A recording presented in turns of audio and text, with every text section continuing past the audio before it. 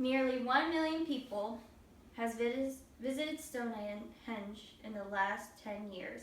I have not been to Stonehenge, but I have been to England. Unfortunately, I did not get the pleasure to see Stonehenge. Stonehenge is just more than a phenomenon. It is a part of England's biggest history and makes England what it is today. It is located in Salisbury Plain, 8 miles away from the town Salisbury, Wiltshire, England. The name Stonehenge arrives from the word stone and two uses of the word henge, one meaning door hinge and the other one meaning the gallows or a torture device.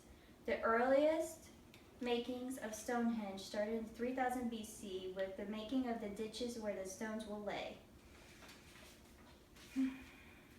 Stonehenge was created during the late Neolithic, which is called the New Stone Age, to the Bronze Age.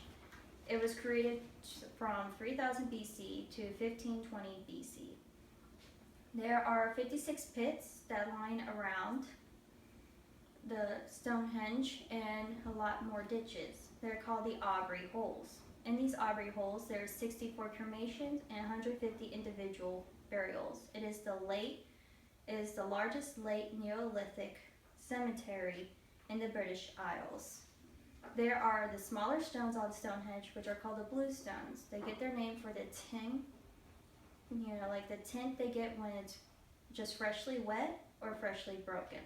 The larger stones are called the saucernes. Hunting plays a big role in around Stonehenge. It is believed that the abundance of hunting was named for its sacred place. Recently, researchers found 300 animal bones and 12,500 fragments or tools that they used to hunt with. The antlers from their prey that they took lined around where they were going to place the stones at Stonehenge. Who built it, you may ask?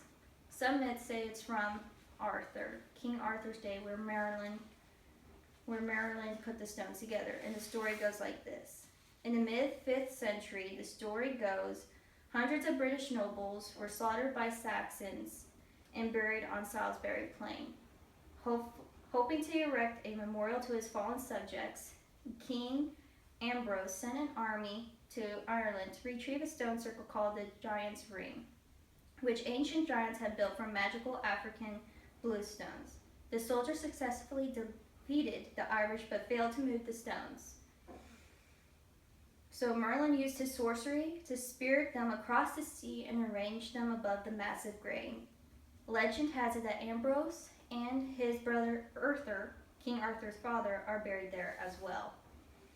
There is another legend called the Heelstone folk tale, which was originally called Friar's Heel. It is dated from the early 17th century, and the story goes like this. In times gone, it was said that the devil had made Stonehenge, transporting all the great stones from the heathen shores of Ireland using his magical powers. He was so proud of his work that he was to boast about the number of stones to the local populace. In one particular fine display of pride, he bet the residents of nearby that no one would be able to count the number of stones. Many tried, but as the devil believed, none was able to count them accurately. A dozen different totals were arrived. Then finally, a local friar who came late to the game slided up to the devil and claimed to know the answer. Not unreal, the devil, sure that he had one, asked the friar to give his answer.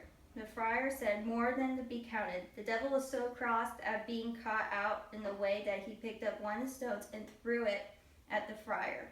It bounced off the friar's heel, which was so hard that it dented the stone and landed upright in a heel distance away from the circle. Archaeologist John Aubrey made another claim, saying it was the Celtic high priest known as the Druids that built Stonehenge, not anyone else. There are many other Stonehenge replicas out there. There's one in Mary Hall, Washington State. It was built by Sam Hall to recognize the fallen soldiers of Iraq War. There was also one in New Zealand, and there was also one in University of Missouri at Roll Up. There's a half replica in the middle of the campus grounds. There are so many more, but to name a few. I didn't know Stonehenge was that much history, and I learned a lot. Stonehenge is still one of the greatest histories that England has, and will be always around to show people how much stuff comes from so little stones. Thank you.